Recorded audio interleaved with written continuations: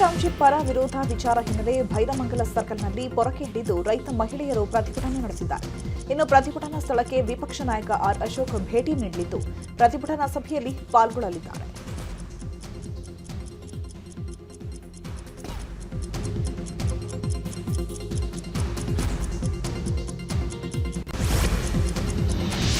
Bidadi township ಪರ ವಿರೋಧ ವಿಚಾರವಾಗಿ ಇವತ್ತು ರಾಮನಗರದಲ್ಲಿ ರೈತ ಸಂಘದಿಂದ ಸುದ್ದಿಗೋಷ್ಠಿ ನಡೆಸಲಾಗಿದೆ. ತಾತ್ಕಾಲಿಕವಾಗಿ ಯೋಜನೆ ಮುಂದೂಡಿದ್ದಾರೆ. ಸಿಎಂ ಕ್ರಮ ಸರಿಯಿಲ್ಲ, ಶಾಶ್ವತವಾಗಿ ಈ ಯೋಜನೆ ಕೈಬಿಡಬೇಕು, ಅಲ್ಲಿಯವರೆಗೆ ರೈತರು ಹೋರಾಟ ಮಾಡ್ತಾರೆ. ಇದರ ಜೊತೆಗೆ ರೈತರ ಮೇಲಿನ ಕೇಸ್ ಕೂಡ ವಾಪಸ್ ಪಡೆಯಬೇಕು. 307 ಕೇಸ್ ಹಾಕಿದ್ದಾರೆ. ಪೊರಕೆಯಲ್ಲಿ ಕೊಲೆ ಮಾಡೋಕ್ಕಾಗುತ್ತಾ? ಸಿಎಂ ಡಿಕೆ ಶಿವಕುಮಾರ್ ನಡೆ ಸರಿಯಲ್ಲ. ಕೇಸ್ ವಾಪಸ್ ಪಡೆಯದಿದ್ರೆ ರಾಜ್ಯದಾದ್ಯಂತ ಉಗ್ರ ಹೋರಾಟ ಮಾಡ್ತೇವೆ. ಸಮಿತಿ ಮಾಡಿ ಯಾರನ್ನ ಆಯ್ಕೆ ಮಾಡ್ತೀರಿ? ಅದರ ಉಪಯೋಗ ಏನಿದೆ? ಕೂಡಲೇ ಈ ಯೋಜನೆ ಕೈಬಿಡಿ ಅಂತ ಆಗ್ರಹಿಸಿದ್ದಾರೆ. ಕೂಡಲೇ ನಿನ್ನೆ ಮುಖ್ಯಮಂತ್ರಿಗಳು ಎಲ್ಲೋ ಒಂದು ಕಡೆ ದ್ವಂದ್ವ ನಿಲುವನ್ನ ತಾಳಿದ್ದಾರೆ. ಇದು ಅವೈಜ್ಞಾನಿಕ ನೀತಿ. ಸರ್ಕಾರ ಕೂಡಲೇ ಈ ಯೋಜನೆಯನ್ನ ಕೈಬಿಟ್ಟು ರೈತ ಪರವಾದಂಥ ಯೋಜನೆಗೆ ಬರಬೇಕು. ಈ ಕಮಿಟಿನ ಯಾರನ್ನ ಕಮಿಟಿ ಮಾಡ್ತೀರಿ? ನಾನು ಕೇಳುವಂಥದ್ದು, ನಮ್ಮ ರೈತರು ಯಾರೂ ಕೂಡ ಅಧಿಕಾರಿಗಳ ಮೇಲೆ ಹಲ್ಲೆ ಮಾಡಬೇಕು ಅಂತಕ್ಕಂಥ ದೃಷ್ಟಿ ಇಲ್ಲ. ನೀವೇನು ತನಿಖೆ ಮಾಡ್ದೇನೆ ಪೂರ್ವಗ್ರಹ ಪೀಡಿತರಾಗಿ ಇಲ್ಲಿ ನೀವೇನು FIR ಅನ್ನು ಹಾಕಿದಿರಿ, ಕೂಡಲೇ ಆ FIR ಅನ್ನ ಕೈ ಬಿಡಬೇಕು. ಇಲ್ಲವಾದಲ್ಲಿ ನಾವು ರಾಜ್ಯಾದ್ಯಂತ ಕರ್ನಾಟಕ ರಾಜ್ಯ ರೈತ ಸಂಘ ಮುಂದಿನ ದಿನಗಳಲ್ಲಿ ಉಗ್ರ ಸ್ವರೂಪದ ಹೋರಾಟಗಳನ್ನ ಎಲ್ಲ ಜಿಲ್ಲಾ ಕೇಂದ್ರಗಳಲ್ಲೂ ಕೂಡ ಮಾಡಬೇಕಾಗುತ್ತೆ ಅಂತಕ್ಕಂಥ ಎಚ್ಚರಿಕೆ. ಬಿಡದಿ ಟೌನ್ಶಿಪ್ ವಿಚಾರವಾಗಿ ಗದಗದಲ್ಲಿ ಮಾತನಾಡಿದ ಬಿಜೆಪಿ ರಾಜ್ಯಾಧ್ಯಕ್ಷ ವಿಜಯೇಂದ್ರ, ಸರ್ಕಾರ ರೈತರ ಫಲವತ್ತಾದ ಜಮೀನು ಕಿತ್ತುಕೊಳ್ತಾ ಇದೆ, ಬಲವಂತವಾಗಿ ಕಸಿದುಕೊಳ್ಳಲ್ಲ ಅಂತ ಸಿಎಂ ಹೇಳಿದ್ದಾರೆ. ಸಿಎಂ ಕಪಟ ನಾಟಕ ಆಡ್ತಿದ್ದಾರೆ. ಸಿಎಂ ಆದರೂ ಇನ್ನೂ ರಿಯಲ್ ಎಸ್ಟೇಟ್ ಗುಂಗಿನಿಂದ ಹೊರಬಂದಿಲ್ಲ. ರೈತರ ಹಿತಾಸಕ್ತಿ ಕಾಪಾಡುವ ನಿಟ್ಟಿನಲ್ಲಿ ಕೆಲಸ ಮಾಡ್ತಿದ್ದೇವೆ. ಆದರೆ ನಾನು ಸಿಎಂ ಆಗಿರೋದನ್ನ ಸಹಿಸೋಕಾಗ್ತಿಲ್ಲ ಅಂತ ಡೈಲಾಗ್ ಹೊಡೆದಿದ್ದಾರೆ.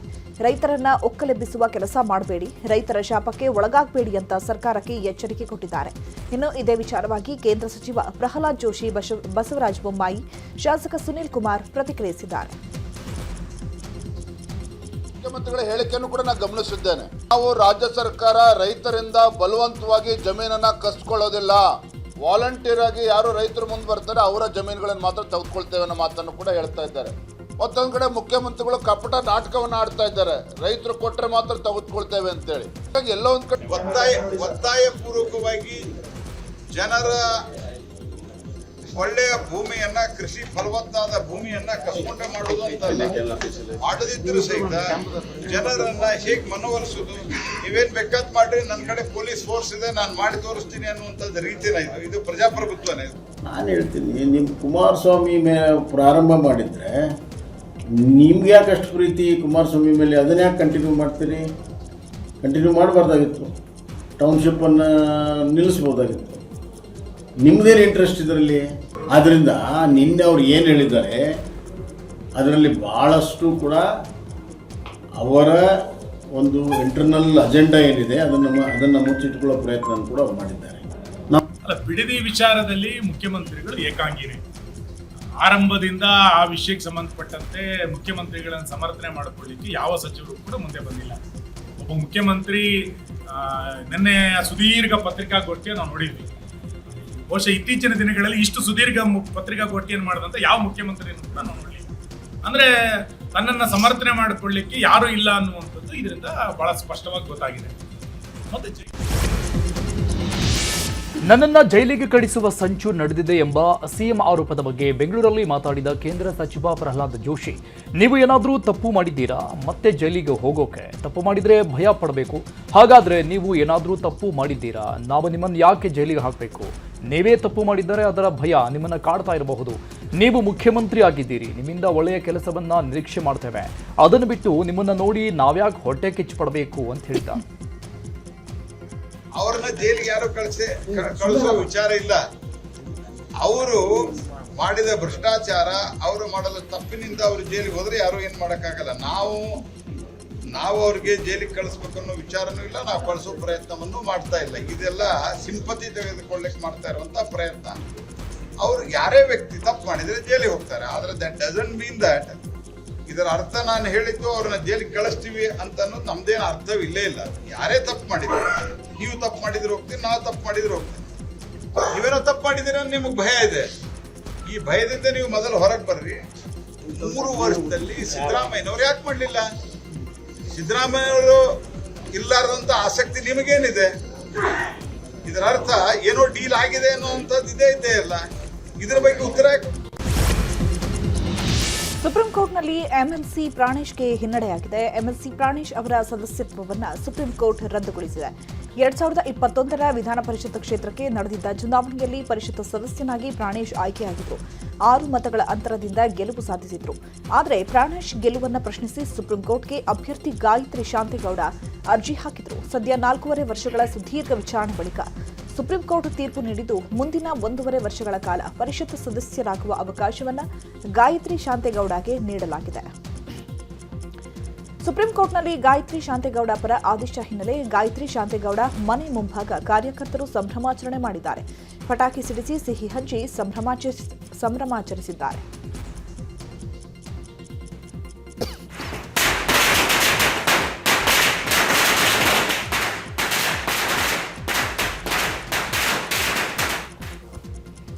ನನಗೆ ಅವತ್ತು 12 ಓಟು ನಾಮಿನಿ ವೋಟರ್ ಕೊಟ್ಟಿದ್ದು, ಅದನ್ನ ಪ್ರಶ್ನಿಸಿ ಕೊಟ್ಟಿದ್ದು. ಇವತ್ತು ಅವರ ಅರ್ಜಿಗಳು ಏನೇನು ಕೊಟ್ಟಿದ್ರು ಅದನ್ನೆಲ್ಲ ವಜಾ ಮಾಡಿದ್ದಾರೆ. ವಜಾ ಮಾಡಿರೋದ್ರಿಂದ ನನ್ನ ಪರವಾದ ಒಂದು ರಿಸಲ್ಟ್ ಬಂದಿದೆ ಅಂತ ನಾನು ಅಂದ್ಕೊಂಡಿದ್ದೀನಿ. ಅದರಿಂದ ಇವತ್ತು ನನಗೆ ಒಳ್ಳೆ ನ್ಯಾಯವನ್ನು ಕೊಟ್ಟಿದ್ದಾರೆ. ಏನಲ್ಲಿ ಅದು ನ್ಯಾಯಾಧೀಶರಾಗಿ ಕೂತಿದ್ದಾರೆ, ಅವ್ರಿಗೆ ಅಭಿನಂದನೆಗಳನ್ನ ಹೇಳ್ತೀನಿ ನಾನು. ಅದರಿಂದ ನನಗೆ ಒಂದು 7-8 ಮತಗಳಿಂದ ನಾನು ಗೆಲುವಾಗಿ. ರಾಜ್ಯ ಕಾಂಗ್ರೆಸ್ ಸರ್ಕಾರದಲ್ಲಿ ಸಚಿವ ಸಂಪುಟ ವಿಸ್ತರಣೆಯ ಕಸರತ್ತು ಜೋರಾಗಿದೆ. ದೆಹಲಿಯಲ್ಲಿ ಹೈಕಮಾಂಡ್ ಹೈ ವೋಲ್ಟೇಜ್ ಸಭೆ ನಡೆಸ್ತಾ ಇದೆ. ಈಗಾಗಲೇ ಸಿಎಂ ಡಿಕೆ ಶಿವಕುಮಾರ್ ಮತ್ತು ಸಿದ್ದರಾಮಯ್ಯ, ಕೆಪಿಸಿಸಿ ಅಧ್ಯಕ್ಷ ಹರಿಪ್ರಸಾದ್ ದೆಹಲಿಯಲ್ಲಿದ್ದಾರೆ. ಬೆಂಗಳೂರಿಂದ ಹಲವು ಸಚಿವಾಕಾಂಕ್ಷಿ ಶಾಸಕರು ದೆಹಲಿಗೆ ತೆರಳಿದ್ದಾರೆ. ಇಂದು ಸರಣಿ ಸಭೆಗಳ ಬಳಿಕ ಪಟ್ಟಿ ಅಂತಿಮ ಆಗುವ ಸಾಧ್ಯತೆ ಇದೆ. ಸೋಮವಾರ ನೂತನ ಸಚಿವರ ಪ್ರಮಾಣ ಸ್ವೀಕರಿಸುವ ನಿರೀಕ್ಷೆ ಕೂಡ ಇದೆ.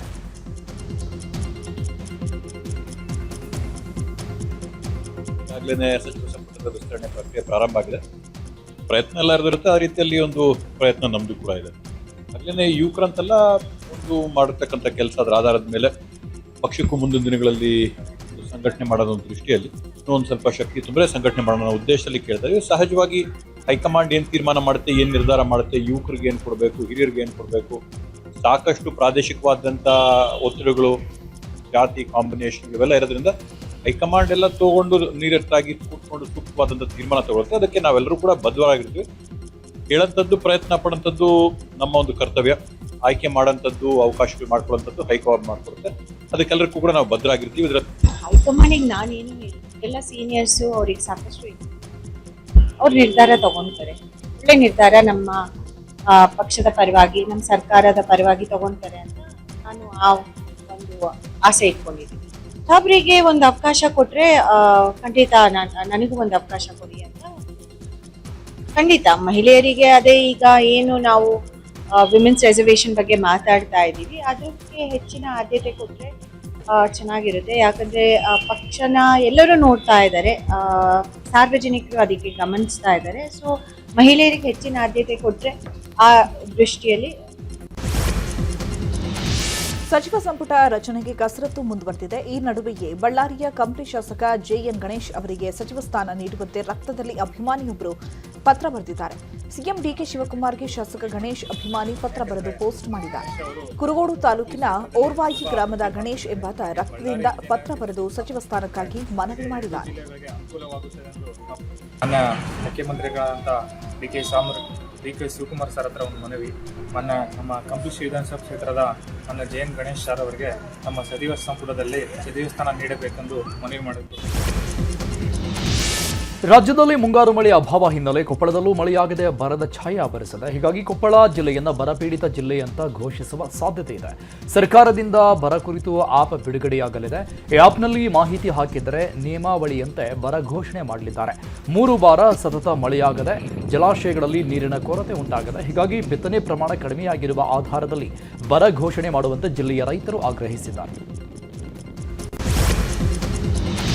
ಕೊಪ್ಪಳದಲ್ಲಿ ಮುಂಗಾರು ಮಳೆ ಕೈಕೊಟ್ಟ ಹಿನ್ನೆಲೆ ಚುಕ್ಕನಕಲ್ಲಿನ ರೈತರು ಬೆಳೆ ಉಳಿಸಿಕೊಳ್ಳಲು ಟ್ಯಾಂಕರ್ ಮೊರೆ ಹೋಗಿದ್ದಾರೆ. ಚುಕ್ಕನಕಲ್ಲು ಪ್ರಕಾಶ್, ಬಸರಿ ಗಿಡದವರಿಂದ ಟ್ಯಾಂಕರ್ ಮೂಲಕ ಒಣಗ್ತಾ ಇರುವಂತಹ ತೊಗರಿ ಬೆಳೆಗೆ ನೀರು ಹಾಯಿಸ್ತಾ ಇದ್ದಾರೆ. ಪ್ರತಿ ಎಕರೆಗೆ 4 ಟ್ಯಾಂಕರ್ನಂತೆ ನೀರು ಹರಿಸಲಾಗ್ತಾ ಇದ್ದು, ಟ್ಯಾಂಕರ್ ನೀರು ದುಬಾರಿ ಆದರೂ ಬೆಳೆ ಉಳಿಸಿಕೊಳ್ಳಲು ರೈತ ಪ್ರಕಾಶ್ ಹರಸಾಹಸ ಪಡುತ್ತಿದ್ದಾರೆ. ರಾಯಚೂರಲ್ಲಿ ಮಳೆ ಬಾರದ ಹಿನ್ನೆಲೆಯಲ್ಲಿ ಮಳೆಗಾಗಿ ಜಿಲ್ಲೆಯ ಹಲವೆಡೆ ವಿಶಿಷ್ಟ ಪೂಜೆ ಪ್ರಾರ್ಥನೆ ಮಾಡಲಾಗ್ತದೆ.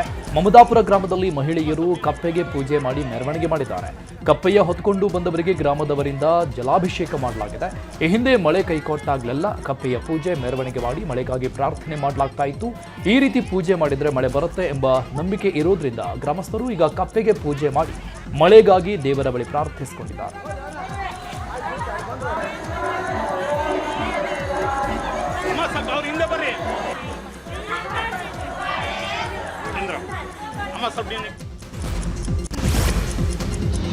ಭೀಮಾ ನದಿಗೆ ನೀರು ಹರಿಸಬೇಕೆಂದು ಆಗ್ರಹಿಸಿ ಅನಿರ್ದಿಷ್ಟಾವಧಿ ಧರಣಿ ನಡೆಸಲಾಗುತ್ತಿದೆ. ಕಲಬುರಗಿಯ ಅಫಜಲಪುರ ಪಟ್ಟಣದಲ್ಲಿ ಪ್ರತಿಭಟನೆ ಮಾಡಲಾಗ್ತಾ ಇದ್ದು, ಕರ್ನಾಟಕ ಪ್ರಾಂತ ರೈತ ಸಂಘ, ಸ್ವಾಭಿಮಾನಿ ಕಬ್ಬು ಬೆಳೆಗಾರರ ಹೋರಾಟ ಸಮಿತಿ, ಕಬ್ಬು ಬೆಳೆಗಾರರ ಸಂಘದ ನೇತೃತ್ವದಲ್ಲಿ ಹೋರಾಟ ಮಾಡಲಾಗ್ತಾ ಇದೆ. ಪ್ರತಿಭಟನೆ ಮೂಲಕ ಮಹಾರಾಷ್ಟ್ರದ ಉಜ್ನಿ ಅಥವಾ ಯಾದಗಿರಿಯ ನಾರಾಯಣಪುರ ಜಲಾಶಯದಿಂದ ಭೀಮಾ ನದಿಗೆ 2 ಟಿಎಂಸಿ ನೀರು ಹರಿಸಲು ಆಗ್ರಹಿಸಲಾಗಿದೆ.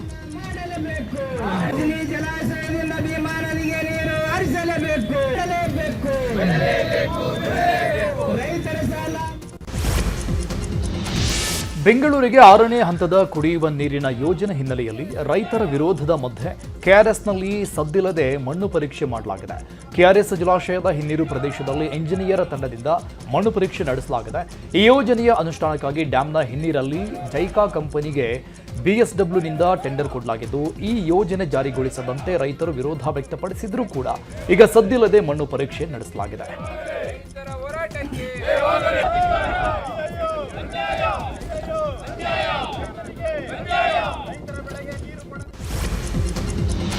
ದಸರಾದಲ್ಲಿ ಕಂಬಳ ಆಯೋಜನೆ ಖಂಡಿಸಿ ಮೈಸೂರಿನ ಸಾಧಗಳ್ಳಿಯಲ್ಲಿ ವಿವಿಧ ಕನ್ನಡಪರ ಸಂಘಟನೆಗಳಿಂದ ಪ್ರತಿಭಟನೆ ನಡೆಸಲಾಗಿದೆ. ಪರಿಸರವಾದಿಗಳು, ಕನ್ನಡಪರ ಹೋರಾಟಗಾರರು ವಿರೋಧಿಸಿದ್ರು. ಸರ್ಕಾರ ಸರ್ವಾಧಿಕಾರಿಯಂತೆ ಕಂಬಳಕ್ಕೆ ಮುಂದಾಗಿದೆ. 2 ದಿನದ ಕಂಬಳಕ್ಕೆ 9 ಕೋಟಿ ವ್ಯಯ ಮಾಡಲಾಗುತ್ತಿದೆ. ಈ ಬದಲು ದಸರಾದಲ್ಲಿ ಪಾಲ್ಗೊಳ್ಳುವ ವಿವಿಧ ರಾಜ್ಯದ ಕಲಾವಿದರ ಗೌರವಧನ ಹೆಚ್ಚಿಸಿ ಕಲಾವಿದರಿಗೆ ಉತ್ತಮ ಊಟ ವಸತಿ ನೀಡಿ ಜಿಲ್ಲಾಡಳಿತ ಮತ್ತು ಸರ್ಕಾರ ಕನ್ನಡಪರ ಸಂಘಟನೆಗಳ ಜೊತೆ ವಿಶ್ವಾಸದಿಂದ ದಸರಾ ಮಾಡಿ ಈ ಕೂಡಲೇ ಕಂಬಳ ಆಯೋಜನೆ ಕೈಬಿಡಿ ಅಂತ ಹೋರಾಟಗಾರರು ಒತ್ತಾಯಿಸಿದ್ದಾರೆ.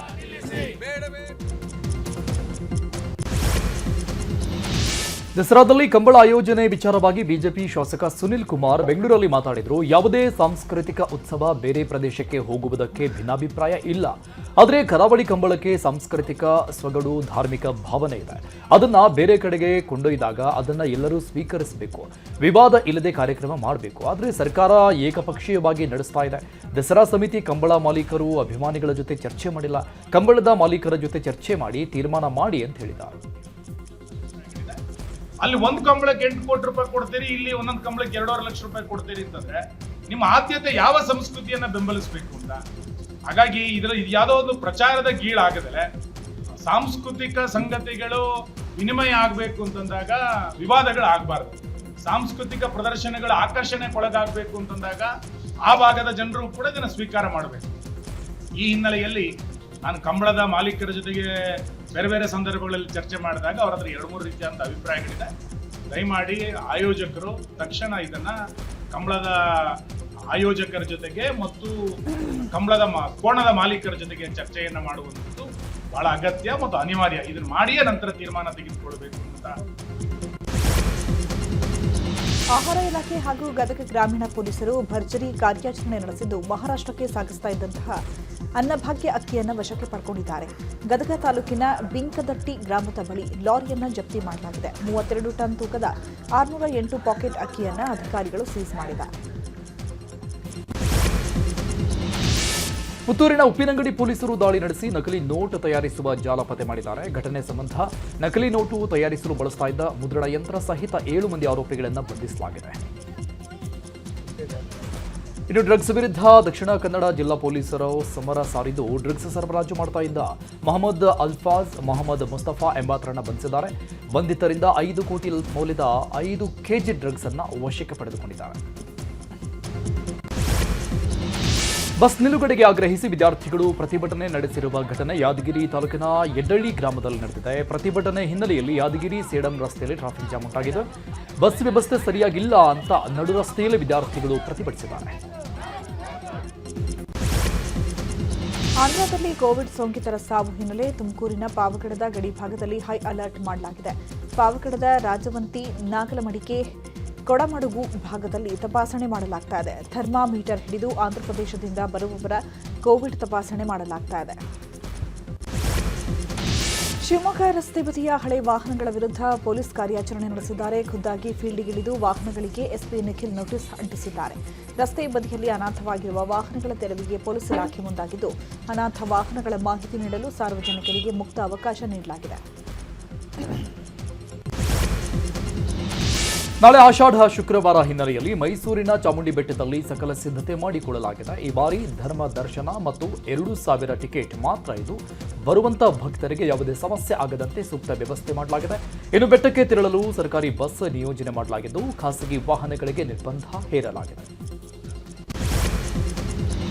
ದ್ವಿಚಕ್ರ ಮತ್ತು ತ್ರಿಚಕ್ರ ವಾಹನಗಳ ತಯಾರಿಕೆಯಲ್ಲಿ ಜಾಗತಿಕ ಮುಂಚೂಣಿಯಲ್ಲಿರುವ ಟಿವಿಎಸ್ ಮೋಟಾರ್ ಕಂಪನಿ ತನ್ನ ಜನಪ್ರಿಯ ಬ್ರ್ಯಾಂಡ್ ಟಿವಿಎಸ್ ಅಪಾಚೆ ವಿಶ್ವದಾದ್ಯಂತ 70 ಲಕ್ಷ ಗ್ರಾಹಕರನ್ನು ತಲುಪಿದ ಐತಿಹಾಸಿಕ ಮೈಲಿಗಲ್ಲನ್ನು ಸಂಭವಿಸಿದೆ. ಇದೇ ಸಂದರ್ಭದಲ್ಲಿ ಕಂಪನಿಯು ತನ್ನ ಹೊಸ ಬ್ರ್ಯಾಂಡ್ ಪ್ರಚಾರದ ಚಿತ್ರವಾದ ಟೂ ರೇಸ್ ಲಕಾ ಅನ್ನೋ ಬಿಡುಗಡೆ ಮಾಡಿದೆ. ಈ ಬಗ್ಗೆ ಮಾತನಾಡಿರುವಂತಹ ಟಿವಿಎಸ್ ಮೋಟಾರ್ ಕಂಪನಿಯ ಇಂಡಿಯಾ 2W ಬಿಸಿನೆಸ್ ಅಧ್ಯಕ್ಷ ಗೌರವ್ ಗುಪ್ತಾ, ಕಳೆದ 2 ದಶಕಗಳಲ್ಲಿ 7 ಮಿಲಿಯನ್ ಟಿವಿಎಸ್ ಅಪಾಚೆ ಸವಾರರು ನಮ್ಮ ಮೇಲಿಟ್ಟಿರುವಂತಹ ನಂಬಿಕೆ ಮತ್ತು ತೋರಿರುವ ಉತ್ಸಾಹಕ್ಕೆ ನಾವು ಧನ್ಯವಾದಗಳನ್ನು ಅರ್ಪಿಸುತ್ತೇವೆ ಅಂತ ಹೇಳಿದ್ದಾರೆ.